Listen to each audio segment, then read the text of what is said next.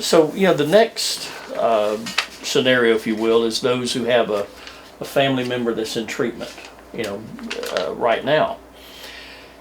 And so one of the questions, my family member has been spending money, doing what they want, and now the family, us, we have to spend money for treatment. And it just seems like that, that the person that's been out using is getting all the attention. Now they're being cared for at a treatment center. And, the family that's left behind is having to deal with the wreckage, if you will, of their using. And so, don't I have a right to be angry, to be sick and tired of what's been going on? What about me, if you will? Well, it's perfectly normal that people in that exact scenario you just described, where the addict goes to treatment, they're in the treatment center, and I'm left at home kind of picking up the pieces. The hurt feelings with the children, or with the bills, or, paying for the treatment. And so it's completely understand that you would have the whole gamut of feelings. Part of you might be relieved they're not around, and you might even feel guilty about that, because there they are off in treatment. It's so much better without them here. Or to the feeling of extreme resentment or anger that, why do I have to go through this? How long, I don't know if I can ever forgive him or her for what they've done to me. But that, again, underlies the importance of each of us getting help in the family, that we all have to have a healing process of forgiveness of the addict and forgiveness of ourself. And one of the things that I teach people who are family members is the importance of seeing past that addiction that's kind of covered up who the real person is, to the heart of what they fell in love with in the first place. That person that was buried in there underneath the addiction, that has all that potential to be kind of renewed or be born again. And that's what you ultimately want to be able to see.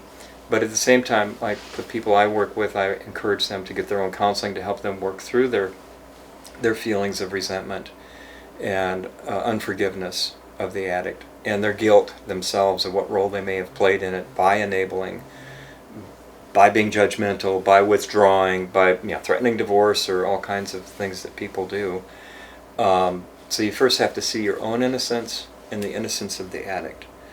And then that begins the process of forgiveness for the family, which is something that doesn't happen with the snap of the fingers. It's something that you have to be willing to do and get help in doing, and acknowledge your feelings.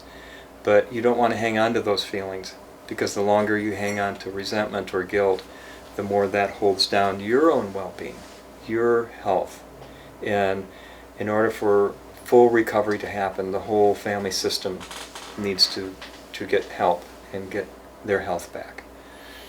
It sounds like that, it's okay to have that feeling of resentment or whatever it may be, being sick and tired of what's happened, and obviously resenting that you're having to pick up the pieces.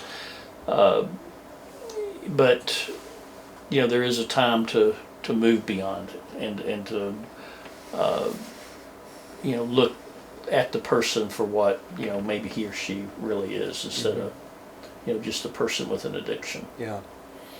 And I think it's hard too, Barnett, for people to let go of those memories when maybe the person comes back from treatment and now they're all happy and they're grateful and they're all enthusiastic about their recovery, and all you can see is the old person before treatment.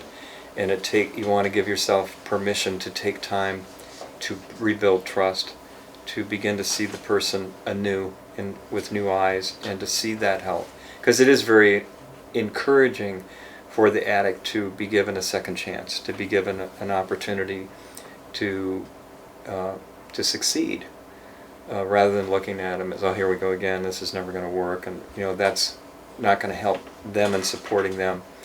But at the same time, you are a human being, and you have these feelings, and you have to acknowledge them, and it may be helpful to share those with other people in a support group, or with a counselor, or with a counselor even on the staff at Gulf Breeze, because we do make available sessions for significant others in the family. Yeah, often we'll tell people that, you've earned the right to feel that way, but, Well said.